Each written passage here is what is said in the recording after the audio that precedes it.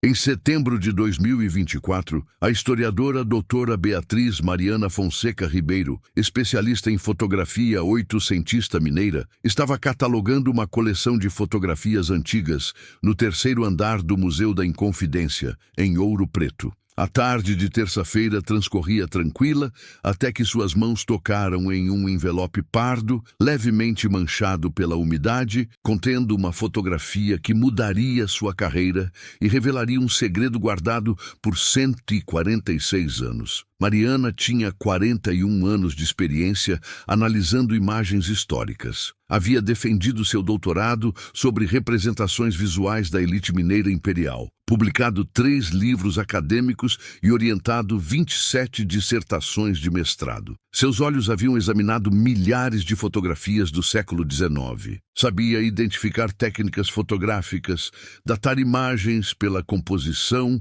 e pelo vestuário. Nada, absolutamente nada em sua longa carreira a preparou para o que estava prestes a descobrir naquela tarde ensolarada de setembro. A doação havia chegado 3 semanas antes, trazida pessoalmente por Helena Augusta de Almeida Prado, uma senhora de 79 anos, descendente de uma das famílias mais tradicionais de Ouro Preto.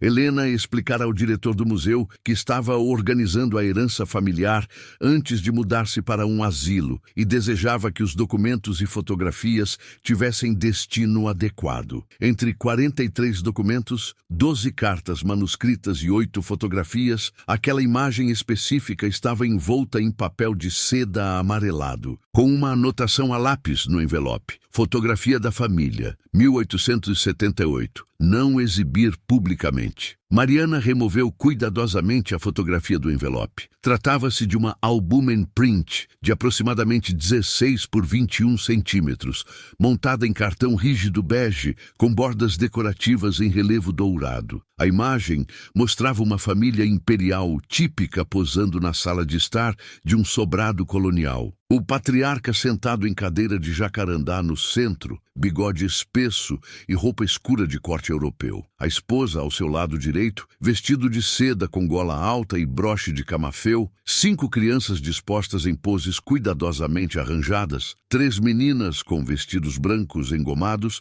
e 2 meninos de paletó. Ao fundo, papel de parede floral importado, um piano de armário, candelabros de prata e, destacando-se visualmente, um elaborado espelho veneziano com moldura folheada a ouro. O 5º elemento que Mariana notou foi perturbador. Algo na composição a incomodava. A disposição das pessoas parecia estudada demais, artificial. O olhar da matriarca estava ligeiramente desviado, como se evitasse algo. E havia uma tensão nas expressões, especialmente nas crianças mais velhas, que contrastava com a formalidade esperada em retratos vitorianos. Mariana sentiu um arrepio percorrer sua espinha quando percebeu que seus olhos voltavam repetidamente ao espelho veneziano ao fundo da imagem. Havia algo ali, algo refletido na superfície prateada que não correspondia ao ambiente retratado no primeiro plano. Se você ainda não se inscreveu no canal, faça isso agora, porque esta história vai muito além do que qualquer um poderia imaginar. E ative o sininho para não perder nenhuma investigação. Deixe também nos comentários de qual estado você está nos assistindo, porque essa história de Ouro Preto tem conexões com todo o Brasil. Aproximando a fotografia da lâmpada de LED de sua mesa de trabalho, Mariana estreitou os olhos. O reflexo no espelho mostrava claramente a parede dos fundos da sala, mas havia uma figura ali, uma figura humana que não aparecia no enquadramento principal da fotografia. Uma mulher negra, aparentemente jovem, de pé contra a parede, e havia algo preso ao seu tornozelo, algo que parecia ser uma corrente. Mariana colocou a fotografia sobre a mesa com mãos trêmulas. Em 4 décadas estudando fotografia imperial brasileira, jamais havia visto algo assim. Retratos familiares da elite oitocentista seguiam códigos rígidos, poses europeizadas, demonstração de riqueza através de objetos importados, ausência completa de qualquer elemento que revelasse os mecanismos brutais de controle social sobre pessoas escravizadas. A elite imperial queria parecer civilizada, refinada, europeia. Jamais documentaria correntes, violência explícita ou a realidade crua da escravidão doméstica urbana. E ainda assim, ali estava, capturado acidentalmente ou seria propositalmente. No reflexo de um espelho, um testemunho visual do que acontecia nos fundos das casas, fora do enquadramento oficial, longe dos olhos das câmeras e da sociedade educada. Mariana pegou sua lupa de aumento e examinou novamente o reflexo. Não havia dúvida. A figura estava acorrentada e pela postura, pela posição do corpo, parecia estar deliberadamente posicionada onde o espelho a capturaria, como se quisesse ser vista, como se estivesse deixando um testemunho. Na manhã seguinte, Mariana chegou ao museu carregando seu laptop e uma caixa com equipamento especializado. Havia passado a noite insone, incapaz de parar de pensar naquela mulher acorrentada, eternizada acidentalmente em um reflexo de espelho há quase um século e meio. Precisava confirmar o que havia visto. Precisava ampliar aquela imagem, analisá-la tecnicamente, ter certeza absoluta antes de comunicar a descoberta a qualquer pessoa. Instalou seu scanner fotográfico profissional Epson Perfection V850 Pro, calibrado para a digitalização de materiais históricos delicados. Ajustou as configurações para 2400 dpi, desligou todos os filtros automáticos de correção e, com luvas de algodão branco, posicionou a fotografia sobre a superfície de vidro. O processo de digitalização levou 47 minutos. Cada milímetro da imagem foi capturado em altíssima resolução, produzindo um arquivo de 890 megabytes, que preservava cada grão de prata da emulsão fotográfica original. Abriu o arquivo no Adobe Photoshop e começou a trabalhar. Primeiro, examinou a fotografia completa, confirmou a datação aproximada pela técnica, Albumen Print sobre cartão, método popular entre 1860 e 1890. O papel tinha o tom sépia, característico do processo de revelação da época. As bordas decorativas do cartão de montagem correspondiam aos padrões dos estúdios fotográficos brasileiros da década de 1870. A composição e o vestuário confirmavam o período imperial tardio. Depois, começou a ampliar. Focou no espelho veneziano. A moldura tinha aproximadamente 1 metro de altura na imagem real, decorada com querubins dourados e folhagens em estilo barroco tardio. A superfície espelhada refletia a parede dos fundos da sala, um trecho de janela com grade de ferro, parte de uma cristaleira com louças brancas e ali, à direita, a figura humana. Com zoom de 400%, a imagem pixelada começava a perder definição, mas ainda era possível distinguir detalhes cruciais. A mulher parecia ter entre 20 e 30 anos. Usava um vestido simples de algodão escuro, sem os adornos das roupas da família no primeiro plano. Seus pés estavam descalços. E sim, sem qualquer margem de dúvida, havia uma corrente presa ao tornozelo esquerdo que desaparecia para fora do enquadramento do espelho, presumivelmente fixada na parede ou em algum ponto do piso. Mariana aplicou filtros de contraste e ajustes de curva tonal. A imagem ficou mais nítida. Conseguiu distinguir a expressão no rosto da mulher. Não era de desespero ou súplica, como poderia esperar. Era uma expressão de determinação. Os olhos pareciam estar voltados diretamente para a câmera, ou para o espelho que a refletiria na câmera, como se soubesse exatamente o que estava fazendo. Como se estivesse posando deliberadamente. Virando a fotografia original, Mariana encontrou uma inscrição a tinta sépia no verso do cartão de montagem. Família Almeida Prado, Ouro Preto, 22 de agosto de 1878, estúdio de Auguste Petit, fotógrafo francês, Rua Direita. Abaixo, em letra diferente, mais trêmula e adicionada posteriormente, que Deus perdoe nossos pecados. Auguste Petit. Mariana conhecia o nome. fotógrafo francês itinerante que percorreu Minas Gerais entre 1876 e 1881, especializando-se em retratos de família da elite mineradora e cafeeira. Costumava instalar estúdios temporários nas casas dos clientes mais ricos, trazendo seus equipamentos, fundos pintados e acessórios. A sessão provavelmente acontecera na própria residência da família Almeida Prado. Mariana pegou o telefone. Precisava conversar com Helena Augusta de Almeida Prado, a descendente que havia doado o material. Mas antes disso, precisava de informações básicas. Quem eram os Almeida Prado? Quem era aquela mulher acorrentada? Por que aquela fotografia havia sido preservada por 146 anos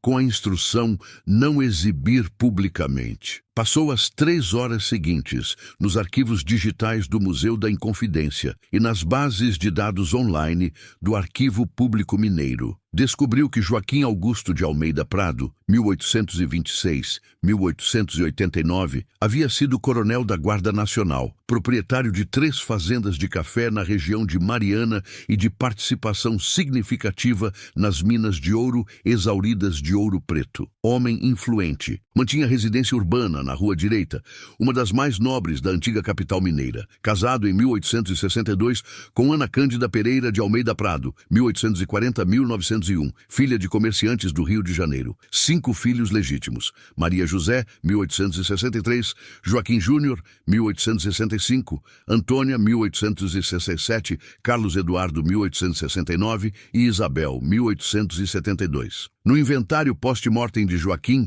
datado de 1889 e disponível digitalizado, Mariana encontrou a lista de bens. Entre propriedades rurais, ações de mineração, móveis, prataria e animais, constava uma relação de escravos. O inventário fora feito em novembro de 1889, ano após a abolição, mas ainda registrava as pessoas mantidas em trabalho forçado até maio de 1888. Eram 47 nomes. No meio da lista, escrito com caligrafia inclinada: Rita Parda, 34 anos, doméstica, alforriada post-mortem. Rita. O nome ressoou na mente de Mariana. Aquela poderia ser a mulher no reflexo? Se tinha 34 anos em 1889, teria aproximadamente 23 anos em 1878, quando a fotografia foi tirada. A idade correspondia ao que parecia visível na imagem ampliada. Mariana ligou para Helena Augusta de Almeida Prado. A conversa foi breve, mas reveladora. Helena confessou que pouco sabia sobre aquela fotografia específica, apenas que sua avó sempre recomendara não mostrá-la a ninguém, dizendo que havia vergonha familiar associada. Quando Mariana mencionou o reflexo no espelho e a mulher acorrentada, Helena ficou em silêncio por longos segundos. Depois, com voz embargada, disse: "Minha avó comentou uma vez sobre uma empregada chamada Rita. Disse que houve injustiça, mas nunca deu detalhes. Achei que fosse apenas conversas de uma senhora com demência senil. Agora percebo que talvez fosse culpa." Helena mencionou que ainda possuía 3 baús com documentos familiares que não haviam sido incluídos na doação ao museu. Cartas, diários, documentos legais.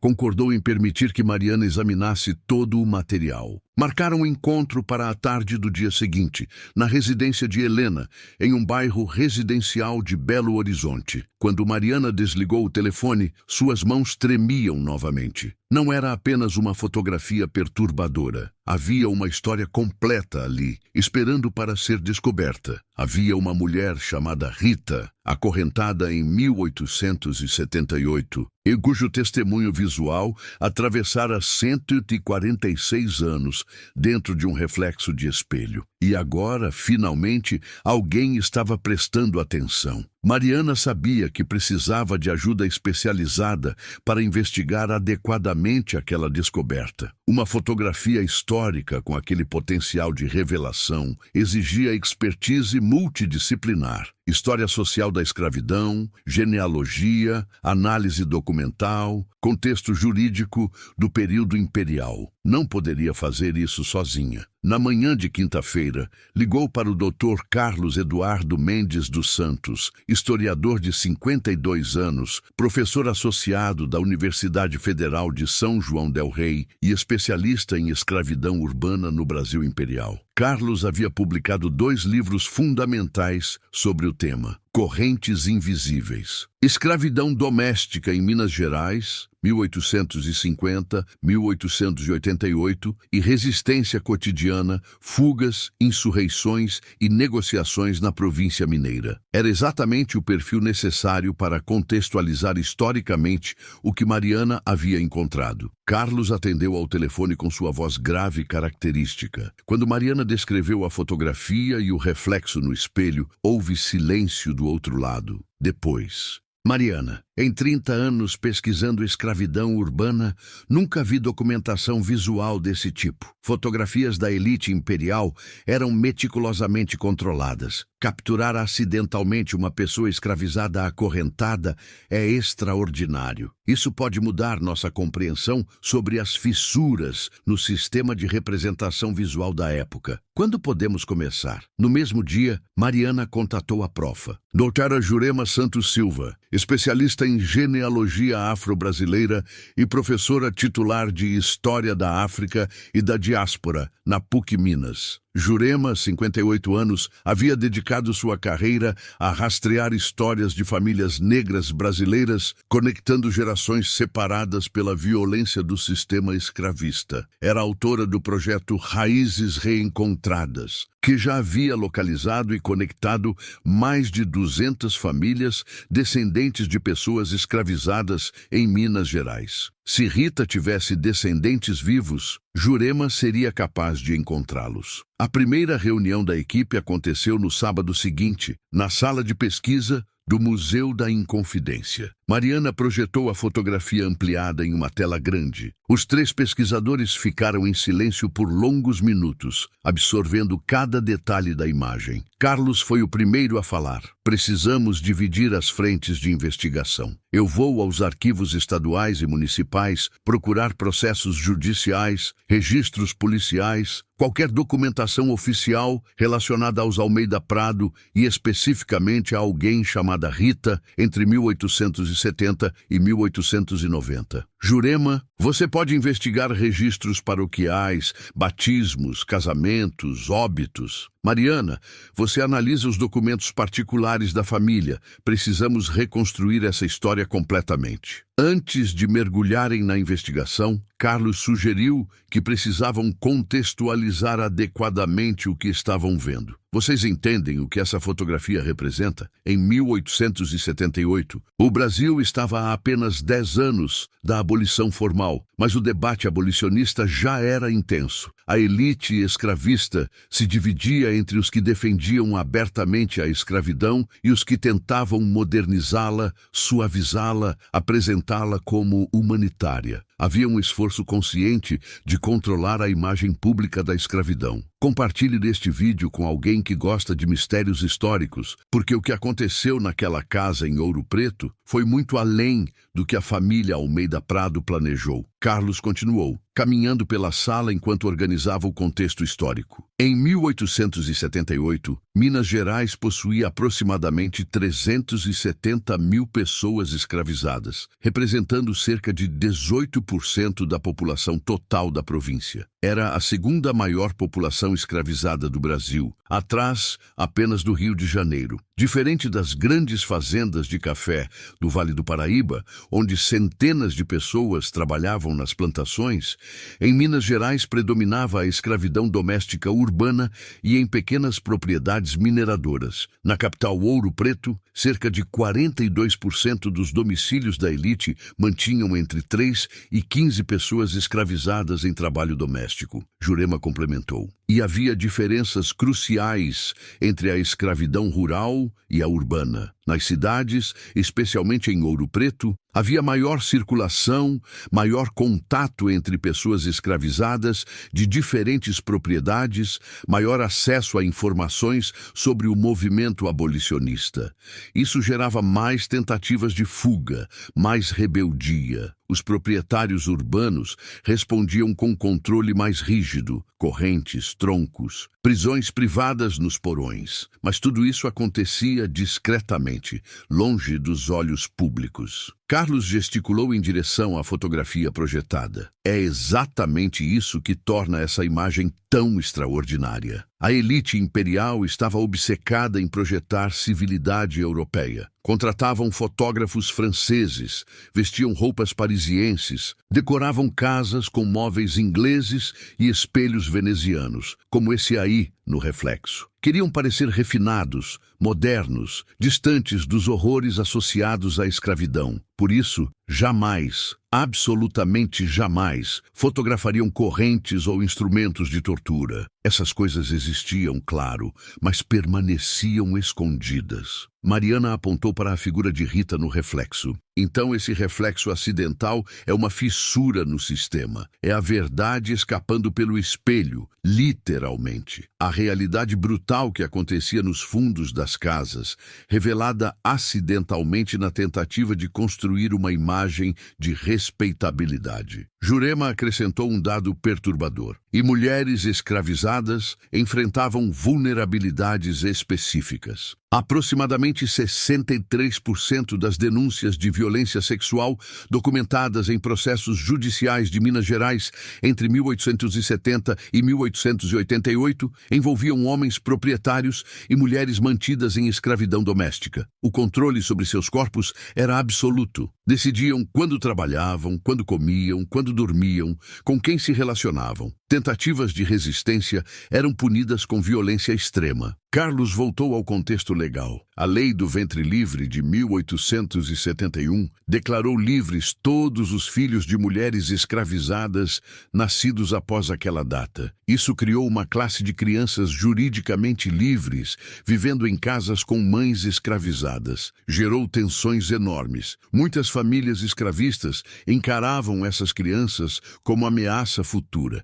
Aumentou ainda mais a tentativa de controlar as mulheres, impedir relacionamentos, impedir gravidez. Mariana folheou suas anotações. Então, em 1878, quando essa fotografia foi tirada, Rita tinha aproximadamente 23 anos. Era uma mulher jovem, em idade reprodutiva, mantida em escravidão doméstica em uma casa urbana da elite, e estava acorrentada. A pergunta é, por quê? O que ela fez ou tentou fazer que levou a esse nível de punição? Os três pesquisadores olharam novamente para a imagem ampliada. Rita os olhava de volta através de 146 anos, através de um reflexo de espelho, através de camadas de violência e silenciamento. Mas seu olhar não era de submissão, era de desafio, como se dissesse, eu existo, eu resisto, e vocês nunca me apagarão completamente. Era hora de descobrir sua história completa. Carlos começou sua investigação na segunda-feira seguinte, chegando ao Arquivo Público Mineiro às 8 da manhã, quando as portas se abriram. Dirigiu-se diretamente à seção de processos judiciais do Império, catálogos organizados por comarca e período. Ouro Preto, como capital provincial, tinha documentação extensa. Ele solicitou todos os processos da década de 1870-1880 que mencionassem Almeida Prado como parte. Foram necessários 3 dias apenas para folhear os índices. No quarto dia, encontrou algo. Um processo datado de 1880, comarca de Ouro Preto, Fórum Imperial. Pedro Gonçalves, homem livre, contra Joaquim Augusto de Almeida Prado, ação de liberdade e reparação. Carlos sentiu o coração acelerar. Solicitou o documento completo. Eram 47 páginas manuscritas em português imperial, tinta ferrogálica marrom sobre papel almaço, algumas partes manchadas pela umidade, mas majoritariamente legíveis. Começou a ler, fazendo anotações detalhadas. O processo havia sido aberto em 15 de março de 1880 pelo advogado abolicionista Dr. Augusto de Freitas, em nome de Pedro Gonçalves, trabalhador livre negro, pedreiro de profissão, residente em Ouro Preto. A petição inicial alegava que Rita de Cássia Moreira Parda, de aproximadamente 25 anos, encontra-se ilegalmente mantida em cativeiro pelo senhor Joaquim Augusto Augusto de Almeida Prado, uma vez que foi alforriada em 15 de março de 1873 pela falecida Dona Francisca de Paula Almeida, mãe do réu, conforme carta de alforria registrada no cartório do primeiro ofício de Ouro Preto, sob o número 247, livro 18. Carlos parou de respirar por um instante. Rita não era legalmente escravizada. Era uma mulher livre, mantida em cativeiro fraudulento há 7 anos. O que explicava a corrente na fotografia não era apenas brutalidade do sistema escravista legal, mas um crime específico: cárcere privado de pessoa livre. Continuou lendo. A petição relatava que Rita havia sido mantida na fazenda da família de Joaquim até 1875, quando foi transferida para a residência urbana em Ouro Preto. Entre 1876 e 1878, tentara fugir 3 vezes. Na terceira tentativa, foi capturada e acorrentada pelo tornozelo durante 3 meses. Pedro Gonçalves, que conhecera Rita nas missas dominicais na igreja de São Francisco de Assis, onde ela ocasionalmente acompanhava a família Almeida Prado, apaixonara-se por ela. Tentou negociar sua compra, mas Joaquim recusou. Foi então que Pedro começou a investigar e descobriu, através de um escrivão aliado ao movimento abolicionista, a existência da carta de alforria ocultada. Carlos fotografou cada página do processo com seu telefone. Precisava mostrar isso para Mariana e Jurema imediatamente. Mas antes, leu até o final. O processo havia se arrastado por 2 anos. Joaquim contratou 3 advogados de São Paulo para defendê-lo, argumentando que a carta de alforria era falsa, que nunca havia sido registrada adequadamente, que Rita era propriedade legítima herdada de sua mãe. Foram ouvidas 12 testemunhas. A sentença final, datada de 23 de abril de 1882, foi favorável a Rita. O juiz municipal Dr. Francisco Xavier de Almeida e Silva declarou: comprovada através de documentação cartorial a legitimidade da carta de alforria, datada de 15 de março de 1873, declaro livre a par da Rita de Cássia Moreira, condenando o senhor Joaquim Augusto de Almeida Prado ao pagamento de 500 mil réis em reparação pelos anos de liberdade subtraída, além das custas judiciais. Rita de Cássia Moreira deve ser imediatamente libertada e restituída a seu pleno direito de cidadã livre. Enquanto Carlos mergulhava em processos judiciais, Jurema estava nos arquivos eclesiásticos. Começou pela Arquidiocese de Mariana, que preservava registros de batismo, casamento e óbito de todas as paróquias de Ouro Preto desde o século XVIII. Nos registros de batismo de 1855, encontrou Rita, filha de Benedita Moreira, escrava da Fazenda Santa Cruz, batizada em 3 de junho de 1855, na paróquia de Nossa Senhora do Pilar, Mariana. Pai não declarado. Nascida escravizada. Filha de mãe escravizada, pai desconhecido, provavelmente o próprio proprietário ou alguém de sua família. Um padrão brutal e recorrente. Jurema continuou pesquisando. Nos registros de casamento de 1883, encontrou algo que a emocionou. Pedro Gonçalves, pardo, livre, pedreiro, filho de João Gonçalves e Maria Benedita, e Rita de Cássia Moreira, parda, liberta, doméstica, filha de Benedita Moreira, casaram-se em 14 de fevereiro de 1883 na igreja de São Francisco de Assis, Ouro Preto. Testemunhas: Dr. Augusto de Freitas e Dona Ana Cândida de Almeida Prado. Jurema anotou esse último detalhe com atenção especial. Ana Cândida, a esposa de Joaquim, havia servido como testemunha no casamento de Rita. Depois de tudo que seu marido fizera, depois da violência e do cativeiro fraudulento, Ana Cândida escolhera estar presente no casamento, validando-o socialmente. Havia uma história complexa ali. Deixe sua opinião nos comentários. Você acha que Ana Cândida deveria ter intervindo antes para libertar Rita? Ou estava tão presa ao sistema patriarcal quanto Rita estava presa fisicamente? Quero saber o que você pensa. Nos registros de óbito, Jurema encontrou informações que permitiriam reconstruir a vida de Rita após a libertação. Rita de Cássia Moreira Gonçalves falecera em 12 de novembro de 1924, aos 69 anos, na cidade de Belo Horizonte, de causas naturais relacionadas à idade avançada, segundo o atestado médico. Havia sobrevivido ao sistema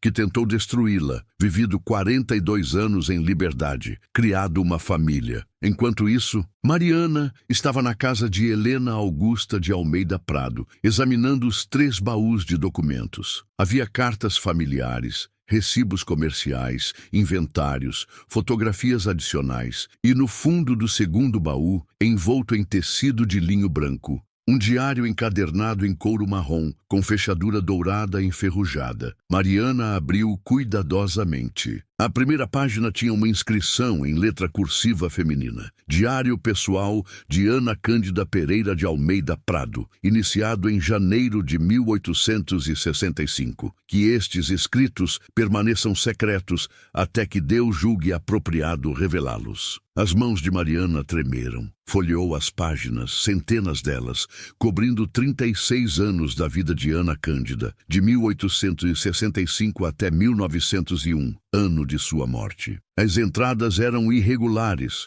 às vezes diárias, às vezes com meses de intervalo. Mas a partir de 1876, quando Rita foi transferida da fazenda para a residência urbana, as menções a ela se tornaram frequentes. Mariana fotografou cada página para análise posterior, mas algumas entradas exigiam leitura imediata. Em 8 de junho de 1876, Ana Cândida escrevera: Rita chegou hoje da fazenda. É uma moça bonita, de maneiras delicadas para alguém criada em tais condições. Minha sogra comentava frequentemente sobre a inteligência dela. Joaquim ordenou que ela cuide especialmente das crianças menores, Isabel e Carlos. Espero que se adapte à vida urbana melhor do que as outras. Em 22 de abril de 1877, Rita aprendeu a ler. Descobri hoje que ela manuseia os livros da biblioteca quando pensa que ninguém observa. Fingi não perceber. Joaquim ficaria furioso.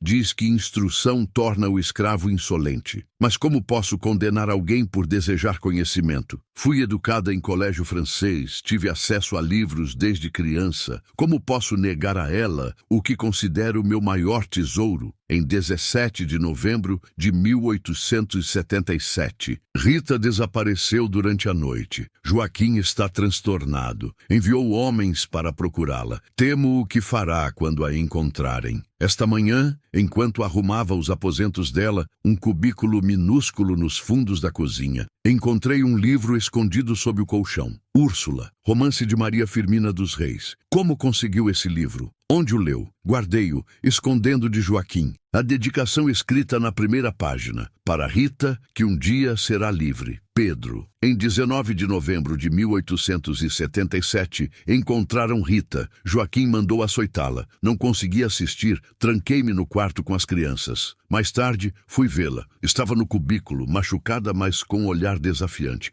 Perguntei-lhe por que fugira. Ela me olhou diretamente, algo que raramente faz, e disse: porque sou livre, senhora, sempre fui. Não compreendi na época o que significava. Em 14 de julho de 1878, Joaquim decidiu acorrentá-la. Diz que é a única forma de impedir nova fuga. Supliquei clemência, mas ele não me escuta. Rita está agora presa no cubículo dos fundos, uma corrente ligando seu tornozelo à parede. As crianças perguntam onde ela está. Inventei que adoeceu. Como explicar às minhas filhas o que seu pai está fazendo? Em 22 de agosto de 1878, hoje foi o dia mais vergonhoso de minha existência. O fotógrafo francês, Monsieur Petit, veio fazer nosso retrato familiar. Joaquim insistiu. Diz que enviaremos cópias aos primos em Lisboa como demonstração de nossa prosperidade. Organizamos a sala, posamos como manda o protocolo, mas durante toda a sessão,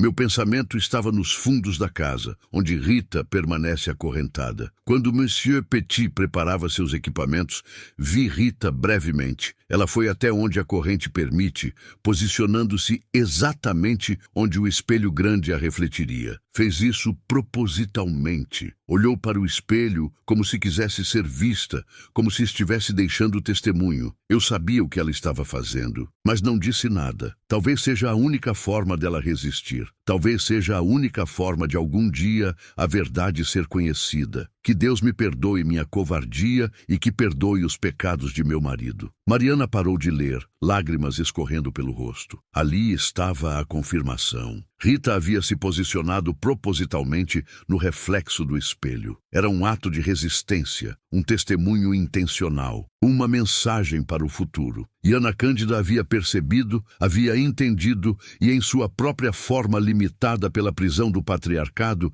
havia escolhido não intervir, permitindo que aquele testemunho visual permanecesse. A equipe reuniu-se novamente no Museu da Inconfidência em uma tarde chuvosa de outubro. Cada pesquisador trouxe suas descobertas. A mesa de pesquisa estava coberta por cópias de documentos, fotografias ampliadas, anotações. Precisavam agora juntar todas as peças e reconstruir, com precisão cronológica, exatamente o que havia acontecido. Carlos apresentou primeiro os achados jurídicos. O processo judicial de 1880 revelara o crime central. Joaquim havia ocultado deliberadamente a carta de alforria que sua mãe, Francisca de Paula Almeida, havia dado a Rita em seu leito de morte em 1873. A carta fora registrada legalmente, mas Joaquim, como herdeiro e executor do espólio, simplesmente ignorou-a, mantendo Rita como se fosse propriedade transferida por herança. Jurema apresentou a cronologia genealógica. Rita nascera escravizada em 1855, filha de Benedita Moreira, na fazenda Santa Cruz. Crescera na fazenda até 1875, quando foi transferida para a residência urbana de Ouro Preto. Entre 1876 e 1878, conhecera Pedro Gonçalves, homem livre que trabalhava como pedreiro em obras pela cidade. Apaixonaram-se. Pedro prometeu libertá-la, investigou sua situação legal, descobriu a carta de alforria oculta e iniciou o processo judicial. Mariana apresentou o diário de Ana Cândida. As entradas revelavam uma mulher dividida, cônscia da injustiça, mas presa pela dependência econômica e pelas convenções sociais que limitavam severamente a autonomia feminina na sociedade imperial. Ela não podia desafiar abertamente o marido sem arriscar sua própria segurança e a de seus filhos, mas deixara o testemunho escrito, guardara o livro que Pedro dera a Rita, servira como testemunha no casamento após a libertação. Agora precisavam reconstruir,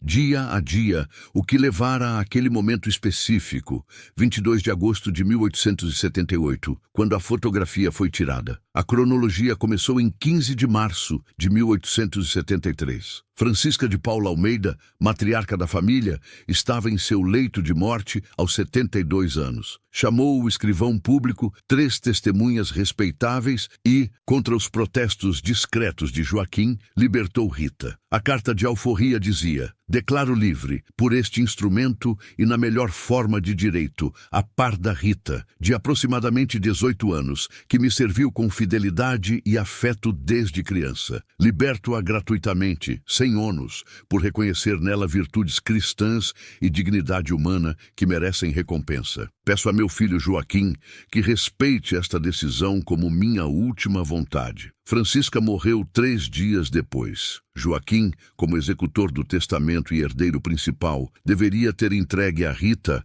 a cópia da carta de alforria e permitido sua saída. Não o fez. Simplesmente continuou tratando-a como escravizada, transferindo-a para diferentes propriedades da família como se fosse bens móveis. Rita, por sua vez, sabia que era legalmente livre. Ana Cândida anotou em seu diário que Rita repetira várias vezes: sou livre. Mas como provar? Como uma mulher negra, sem recursos, sem acesso direto aos registros cartoriais, poderia fazer valer seus direitos contra um coronel influente? Tentou a única estratégia disponível: fugir.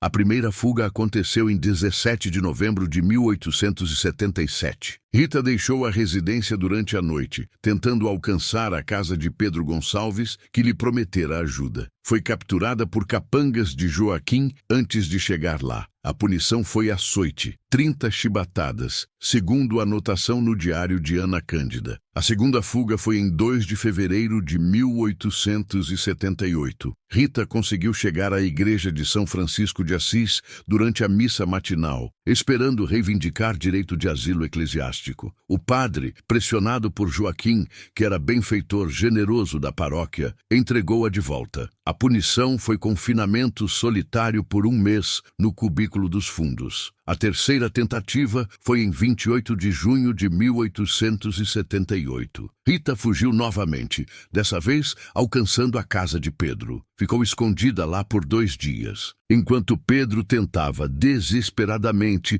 encontrar documentação da carta de alforria nos cartórios. Mas Joaquim mobilizou a polícia, alegando roubo de propriedade. Rita foi capturada e devolvida. Dessa vez, Joaquim decidiu por medida extrema. Em 1º de julho de 1878, mandou acorrentá-la. Uma corrente de ferro de aproximadamente 2 metros ligava seu tornozelo esquerdo a um gancho fixado na parede do cubículo. Ela poderia mover-se dentro do espaço minúsculo, alcançar o jarro de água e a latrina, mas não escapar. Ana Cândida escreveu em 3 de julho. Visitei Rita hoje. Está acorrentada como animal. Chorei na frente dela, o que a fez rir amargamente. Disse-me, não chore por mim. Senhora, chore por você que é a esposa dele e está presa de maneiras que nem vê. Fiquei sem resposta. Rita permaneceu acorrentada por 51 dias. Durante esse período, continuou sendo forçada a trabalhar. Costurava roupas, preparava alimentos que eram trazidos à cozinha, limpava o que alcançava. A corrente permitia movimento suficiente para trabalho, mas não para fuga. Em 20 de agosto de 1878, Joaquim recebeu carta de Auguste Petit, fotógrafo francês que estava em Ouro Preto. Petit oferecia serviços de retrato familiar, especialidade que estava se tornando moda entre a elite imperial. Joaquim encomendou uma sessão para 22 de agosto, pretendendo enviar cópias aparentes em Portugal como demonstração de prestígio. Nos 2 dias anteriores à sessão, a casa foi preparada. A sala de estar foi reorganizada, móveis polidos, candelabros de prata dispostos para melhor efeito visual. O espelho veneziano, herdado da sogra de Joaquim, foi limpo até brilhar. As crianças receberam roupas novas. Ana Cândida vestiu seu melhor vestido de seda. Na manhã de 22 de agosto, Auguste Petit chegou com 2 assistentes,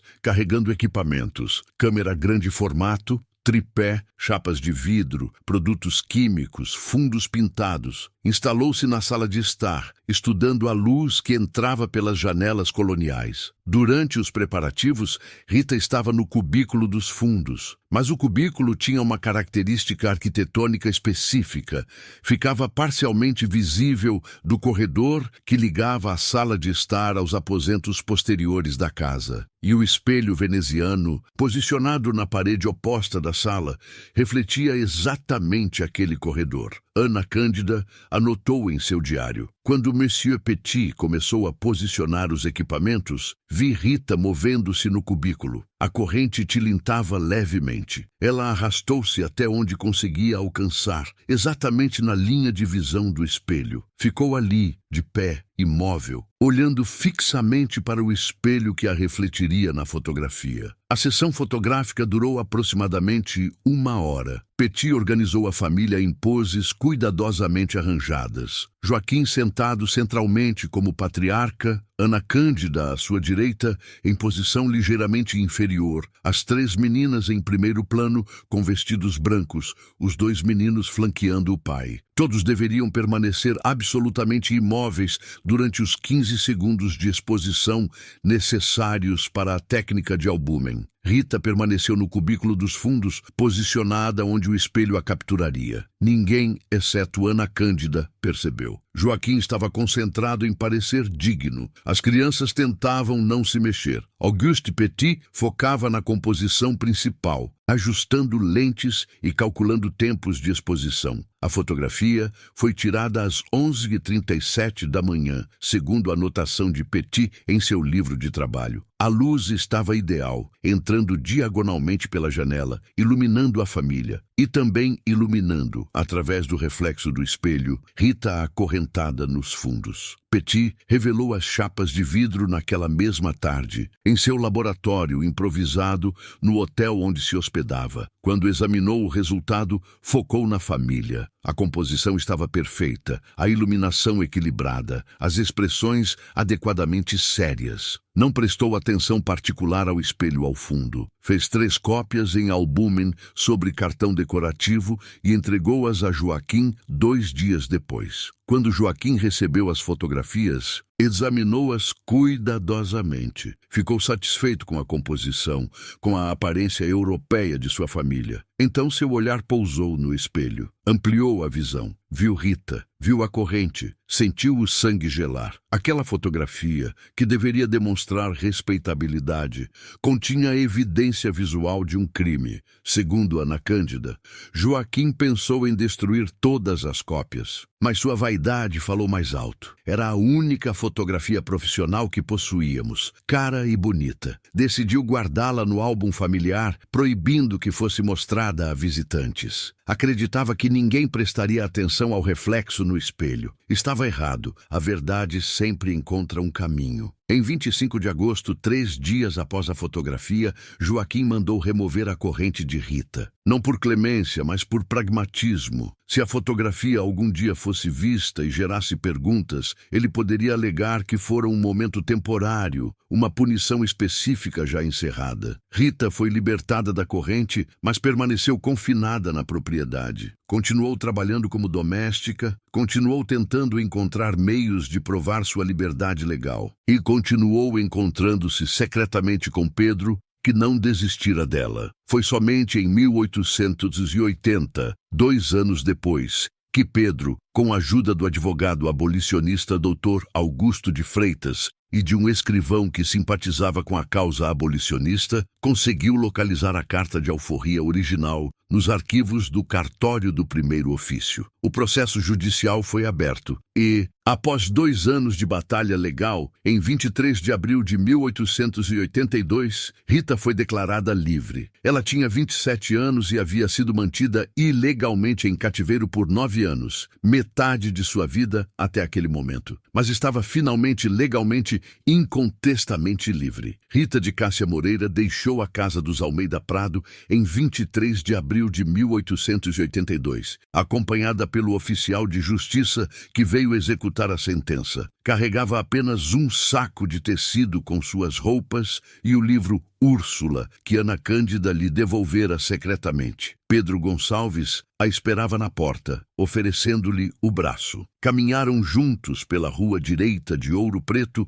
pela primeira vez sem medo, sem precisar se esconder. Nos meses seguintes, Rita trabalhou como costureira autônoma, estabelecendo-se em uma pequena casa alugada no bairro do Rosário. Pedro trabalhava como pedreiro em obras de igrejas e sobrados. Em 14 de fevereiro de 1883, casaram-se na igreja de São Francisco de Assis. Ana Cândida de Almeida Prado serviu como testemunha, um gesto que surpreendeu a sociedade de Ouro Preto e gerou comentários maldosos sobre a senhora que se associava com ex-escravos. Joaquim proibiu a esposa de comparecer, mas ela desobedeceu. Foi a primeira vez, segundo seu diário, que contrariou uma ordem direta do marido. Rita e Pedro tiveram 4 filhos: Benedita, 1884, Francisco, 1886, João, 1889 e Maria, 1892. Rita ensinou todos a ler e escrever, algo raro entre famílias negras pobres daquele período. Guardava a cópia da sentença judicial que declarara sua liberdade em uma caixa de madeira, mostrando-a aos filhos regularmente, dizendo: "Nunca esqueçam, vocês vieram da escravidão, mas nasceram livres. Isso significa que tenho o dever de usar essa liberdade para dignificar nossa história." Pedro faleceu em 1903, aos 51 anos, de pneumonia. Rita sobreviveu a ele por 21 anos. Em 1908, quando a então capital Belo Horizonte estava em expansão acelerada, mudou-se para lá com os filhos adultos. Trabalhou como parteira no bairro da Lagoinha, ajudando centenas de mulheres negras pobres a darem à luz com dignidade, algo que ela mesma não tivera quando nascera escravizada em uma fazenda. Rita faleceu em 12 de novembro de 1924, aos 69 anos, cercada por filhos, netos e bisnetos. Seu atestado de óbito registra a causa da morte como velhice natural. Está enterrada no cemitério do Bonfim, em Belo Horizonte, em sepultura simples, mas bem cuidada pelos descendentes. A lápide diz: Rita de Cássia Moreira Gonçalves, 1855-1924. Mulher livre,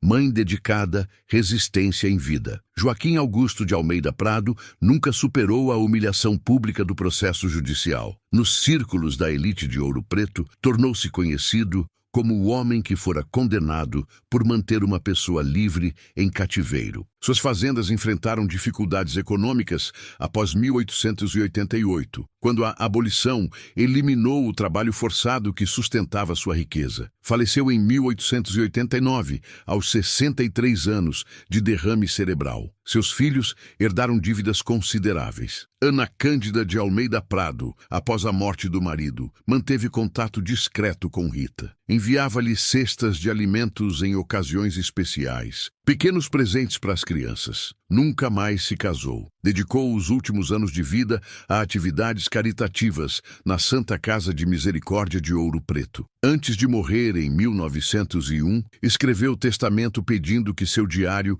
fosse preservado pela família, para que as gerações futuras compreendam os pecados que cometemos por omissão e a coragem daqueles que resistiram. Os 4 filhos de Rita e Pedro tiveram vidas variadas, mas todas marcadas pela valorização da educação e da memória familiar. Benedita tornou-se professora primária, uma das poucas mulheres negras a alcançar essa posição em Minas Gerais no início do século XX. Francisco trabalhou como ferroviário na Central do Brasil. João estabeleceu pequeno comércio de secos e molhados. Maria casou-se com um músico e teve 7 filhos. Através dessas 4 linhagens, Rita teve 17 netos, 43 bisnetos e, nas gerações seguintes, descendência que se espalhou por Minas Gerais, São Paulo e Rio de Janeiro. A maioria cresceu ouvindo histórias sobre a tataravó que fora escrava, mas conseguiu liberdade na justiça, embora os detalhes específicos, a corrente, a fotografia, os 9 anos de cativeiro ilegal, tivessem se perdido na transmissão oral. A fotografia, enquanto isso, permaneceu no álbum familiar dos Almeida Prado. Foi passando de geração em geração, sempre com a anotação não exibir publicamente. Ninguém mais prestou atenção ao reflexo no espelho. A família, gradualmente empobrecida, mudou-se de Ouro Preto para Belo Horizonte na década de 1930. A fotografia foi embalada com outros documentos familiares, guardada em baús, transferida de casa em casa. Em 1968, durante a ditadura militar, quando o governo demoliu partes do centro histórico de Belo Horizonte para a construção de viadutos, muitos documentos históricos foram perdidos ou descartados por famílias que precisaram se mudar apressadamente. A fotografia dos Almeida Prado sobreviveu por sorte. Estava em um baú que Helena Augusta, então jovem de 23 anos, decidiu carregar pessoalmente em vez de enviar com os móveis no caminhão de mudança. Helena cresceu ouvindo a avó dizer que havia vergonha familiar, mas nunca compreendeu exatamente o que. A avó, neta de Ana Cândida, tinha memórias vagas de histórias sobre uma empregada que processou o bisavô, mas os detalhes se haviam perdido. A fotografia permaneceu guardada, ocasionalmente vista, mas nunca estudada atentamente. Foi somente em setembro de 2024, quando Helena, já com 79 anos e preparando-se para mudar para um asilo, decidiu doar os documentos familiares ao Museu da Inconfidência. Queria que algum especialista desse algum uso àquelas coisas velhas. Não imaginava que aquela fotografia continha um testemunho visual extraordinário da resistência de uma mulher que fora silenciada, aprisionada, mas nunca verdadeiramente derrotada. Quando Mariana, Carlos e Jurema completaram a reconstrução da história de Rita, compreenderam que tinham responsabilidade crucial: encontrar seus descendentes vivos e devolver-lhes essa memória. Jurema iniciou o trabalho genealógico em novembro de 2024. Começou pelos registros de óbito e casamento de Rita, depois rastreou os 4 filhos. Cada filho teve descendência extensa. Benedita, a professora primária, deixou 2 filhos que tiveram 5 netos. Francisco, o ferroviário, teve 3 filhos com 12 netos. João, o comerciante, teve 4 filhos com 9 netos. Maria, que casou com o músico, teve os já mencionados 7 filhos com 17 netos. Jurema usou registros civis, censos demográficos, registros eleitorais, redes sociais e bancos de dados genealógicos. O trabalho levou 4 meses. Em março de 2025, tinha uma lista de 127 descendentes vivos de Rita de Cássia Moreira, espalhados por 9 estados brasileiros. O primeiro contato foi com Helena Moreira Gonçalves, 67 anos, bisneta de Rita, através da linha de Benedita. Helena era professora aposentada de História em Belo Horizonte, ironicamente sem saber que carregava nome e profissão de sua tataravó. Jurema ligou para ela em uma tarde de março, introduziu-se como pesquisadora da PUC Minas e perguntou se ela conhecia a história de sua tataravó Rita. Helena ficou em silêncio por longos segundos. Depois disse: sei muito pouco. Meu avô comentava que ela fora escravizada, mas conquistou liberdade. Sempre quis saber mais, mas os registros se perderam. Por que está perguntando? Jurema explicou sobre a fotografia, sobre o reflexo no espelho, sobre os documentos encontrados. Helena começou a chorar ao telefone. Minha tataravó estava acorrentada em uma fotografia e se posicionou propositalmente para ser vista. Isso é o ato de resistência mais poderoso que já ouvi. Nos meses seguintes, Jurema contatou outros 22 descendentes. Muitos conheciam histórias fragmentadas sobre Rita, mas nenhum tinha a narrativa completa. Alguns descendentes, especialmente os mais jovens, sequer sabiam que tinham ancestralidade ligada à escravidão. A história havia sido silenciada por vergonha ou dor nas gerações intermediárias. Em junho de 2025, a equipe organizou um encontro de descendentes no Museu da Inconfidência. 18 pessoas compareceram, vindas de Belo Horizonte, Ouro Preto, São Paulo e Rio de Janeiro. Idades variando de 25 a 78 anos. Algumas famílias nem sabiam da existência umas das outras. Mariana, Carlos e Jurema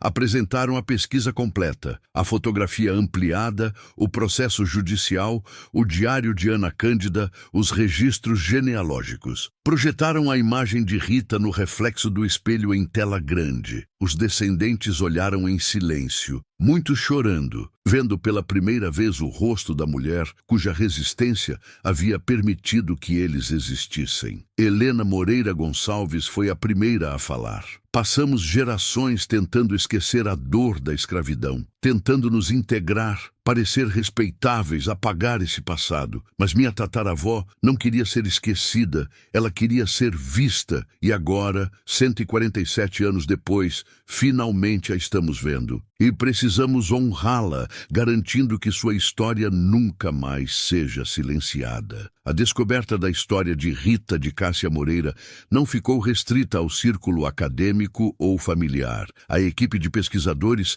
reconheceu desde o início que aquela história tinha potencial transformador, tanto em termos de memória histórica quanto de reconciliação social. Em junho de 2025, paralelamente ao encontro de descendentes de Rita, Jurema havia localizado também descendentes da família Almeida Prado. Helena Augusta de Almeida Prado, a doadora dos documentos, estava viva, mas muito idosa. Seu sobrinho neto, Roberto Almeida Prado Neto, 54 anos, advogado criminalista em Belo Horizonte, tornou-se o interlocutor familiar. Quando Mariana contatou Roberto e explicou toda a pesquisa, ele pediu tempo para processar a informação.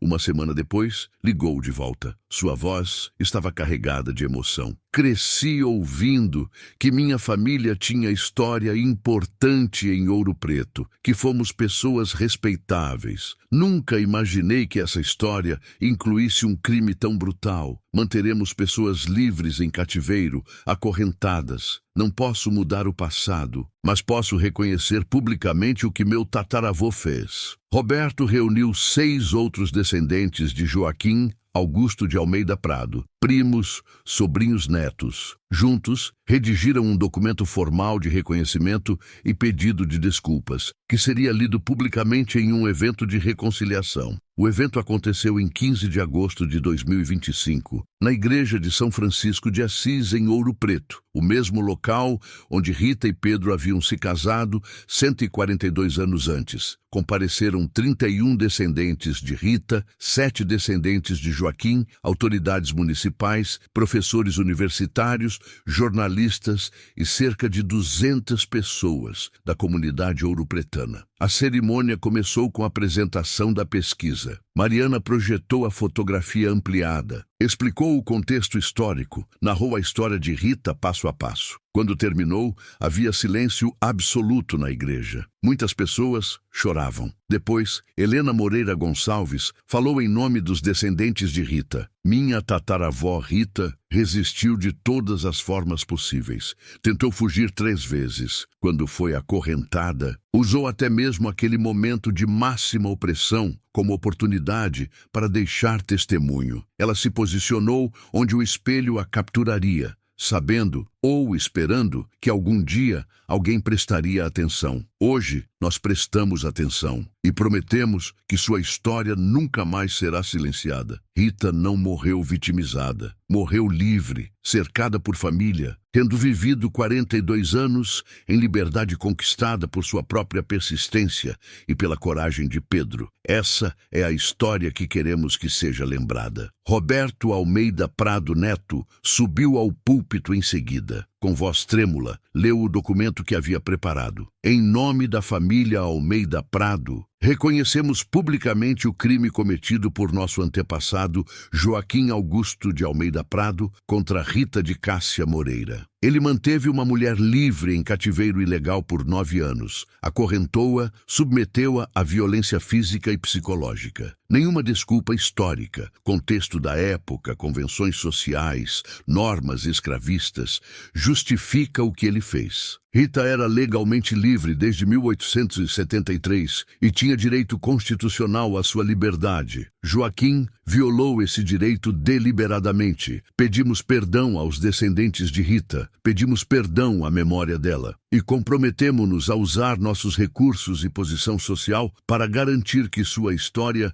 seja amplamente conhecida e que histórias similares sejam investigadas e reconhecidas. Após a leitura, Roberto desceu do púlpito e caminhou até onde Helena Moreira Gonçalves estava sentada. Estendeu a mão. Helena levantou-se. Os dois se abraçaram. Descendentes de ambas as famílias se aproximaram. Abraços e lágrimas misturando-se em um momento de reconciliação que transcendia gerações. O padre Lucas Mendes, pároco da Igreja de São Francisco, celebrou uma missa especial de memória e reconciliação. Durante a homilia disse: Rita de Cássia Moreira nos ensina que resistência não é apenas confronto direto. Às vezes é o gesto silencioso, o posicionamento deliberado, onde a verdade possa ser capturada, a persistência em afirmar dignidade própria, mesmo quando o mundo tenta negá-la. Ela confiou que a verdade, eventualmente, seria vista. e estava certa. Nos meses seguintes, a história de Rita ganhou dimensão pública muito além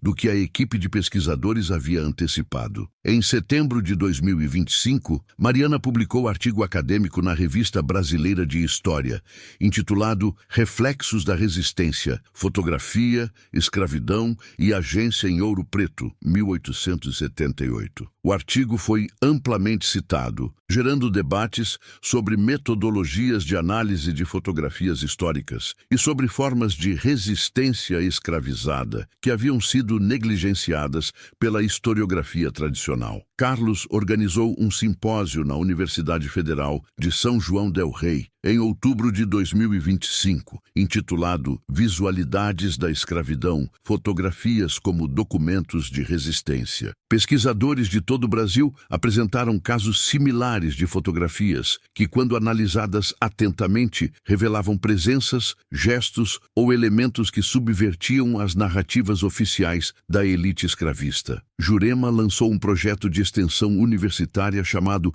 Raízes Reencontradas, Rita de Cássia Moreira, oferecendo metodologia genealógica gratuita para famílias negras que desejassem rastrear suas ancestralidades até o período escravista. Em 6 meses, mais de 400 famílias se inscreveram. O Museu da Inconfidência inaugurou em 15 de novembro de 2025, dia da Proclamação da República e data simbolicamente associada à consciência negra, a exposição permanente Rita, um reflexo da resistência. A exposição ocupava a sala inteira no 2º andar do museu, com curadoria de Mariana e participação ativa dos descendentes. A exposição incluía a fotografia original em moldura climatizada, ampliações detalhadas destacando o reflexo no espelho, cópias do processo judicial de 1880 a 1882, páginas selecionadas do Diário de Ana Cândida, com permissão dos descendentes Almeida Prado, documentos genealógicos rastreando os descendentes de Rita, fotografias contemporâneas dos descendentes visitando locais significativos em Ouro Preto e uma instalação interativa onde visitantes podiam ouvir, através de fones de ouvido, descendentes de Rita narrando suas reflexões sobre a história familiar. A peça central da exposição era um espelho veneziano similar ao da fotografia original, posicionado de modo que visitantes se vissem refletidos ao olhá-lo. Uma placa ao lado dizia: Rita usou um espelho para ser vista. Você usa este espelho para se ver. Que reflexões sua imagem traz sobre liberdade, resistência e dignidade? Nos primeiros 6 meses, a exposição recebeu mais de 15 mil visitantes, tornando-se uma das mais populares do museu. Escolas de Ouro Preto, Mariana e Belo Horizonte incluíram visitas guiadas à exposição em seus currículos de história. Professores relataram que estudantes, especialmente estudantes negros, se identificavam profundamente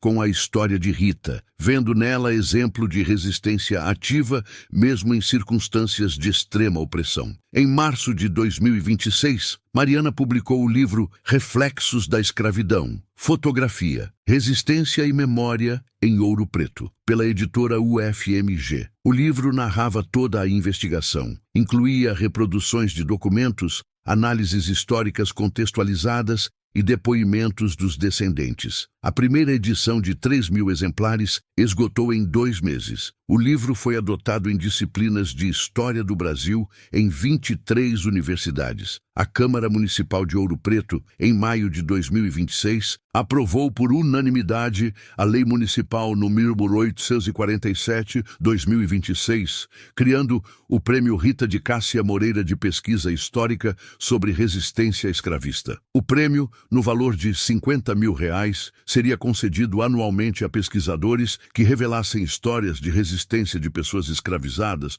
ou submetidas a sistemas de opressão, priorizando histórias protagonizadas por mulheres negras. A cerimônia de entrega seria sempre em 23 de abril, data em que Rita fora legalmente libertada em 1882. O impacto educacional foi talvez o legado mais significativo. A Secretaria de Educação de Minas Gerais desenvolveu material didático baseado na história de Rita para uso em escolas estaduais. O material incluía a fotografia, trechos de documentos históricos adaptados para diferentes faixas etárias e propostas de atividades pedagógicas sobre temas como resistência, sistemas de opressão, análise crítica de imagens históricas e valorização de narrativas silenciadas. Helena Moreira Gonçalves tornou-se palestrante voluntária, visitando escolas e universidades para compartilhar a história de sua tataravó. Em uma palestra particularmente emocionante na Escola Estadual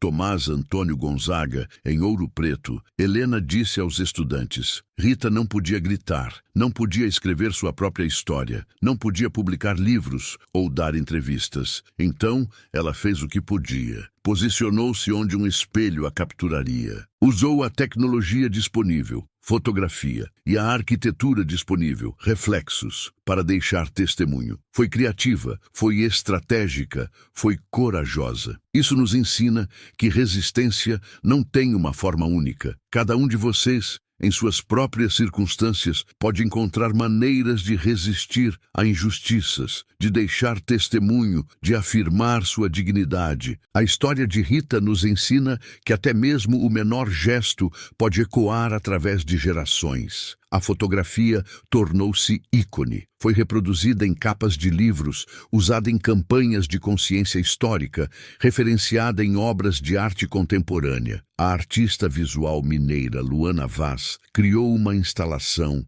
chamada Espelhos de Rita, exibida na Bienal de São Paulo em 2026, onde 147 espelhos, um para cada ano desde a fotografia, eram posicionados de modo que visitantes se vissem fragmentados e multiplicados, evocando a ideia de que todos carregamos histórias invisibilizadas que merecem ser vistas. Em agosto de 2026, a Comissão de Direitos Humanos da Câmara dos Deputados realizou audiência pública intitulada Memória, Reparação e Reconhecimento: o legado da escravidão no Brasil contemporâneo, usando a história de Rita como caso exemplar de como documentação histórica pode gerar reconciliação e transformação social. Descendentes de Rita e de Joaquim participaram como convidados, narrando o processo de reconciliação familiar. Roberto Almeida Prado Neto, o advogado descendente de Joaquim, estabeleceu um fundo fiduciário de R$200 mil